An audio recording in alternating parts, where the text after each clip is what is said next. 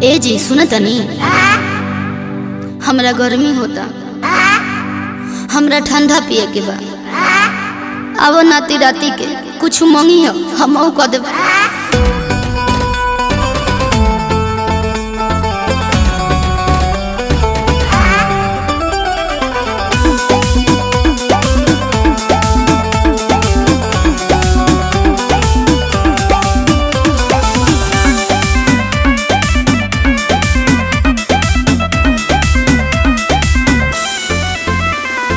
काहे के लोला लटकलू रानी, उल्टा बोले लो जब कुछ कहता नहीं।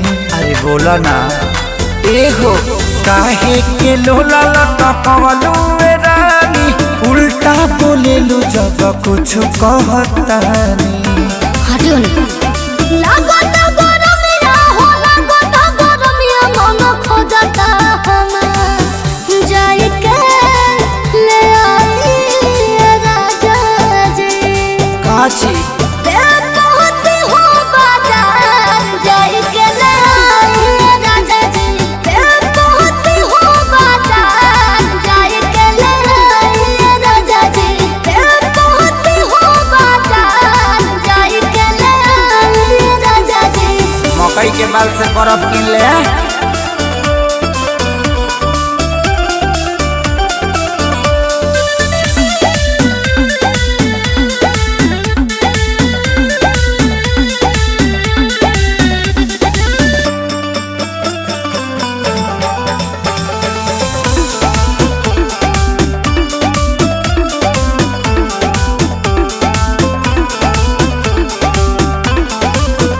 पता बाटे की दिक्कत बाबरा, नींबू पानी के लेला सहारा। अच्छा कागजी ली है कागजी, हमसे ना पियल जाई। चुप जोने बोने कर जो से सैया ना तरवा से होए लड़ैया। मैं होने के बात अपन होने के बात पे कोई विचार हना जाई के ले आई राजा जी। रहे दे ते पहुंची हो बाजार जाई के ले आई राजा जी। ते पहुंची हो बाजार जाई के ले आई राजा जी। ते पहुंची हो बाजार जाई के ले आई राजा जी।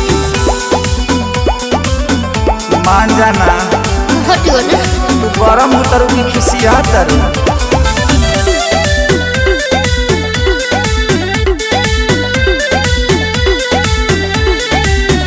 जीत कहना नहीं में गरारू, कहे बतिया न तू बुझतारू। सुनतरू एक सादे पर कास बारूद जी, रोज रोज रवा बोला ताने झूठ जी। बोलना हाँ तो सुनी ना, पहिला कुछ हम पहिला कुछ रवा हो जाला भा जाए के ले आई राजा जी। दिक्कत बा ते पहुंचे हो बाजार जाई के ले आई राजा जी। ते पहुंचे हो बाजार जाई के ले आई राजा जी। ते पहुंचे हो बाजार जाई के ले आई राजा जी। चल मजा पी के मजा कर लिया।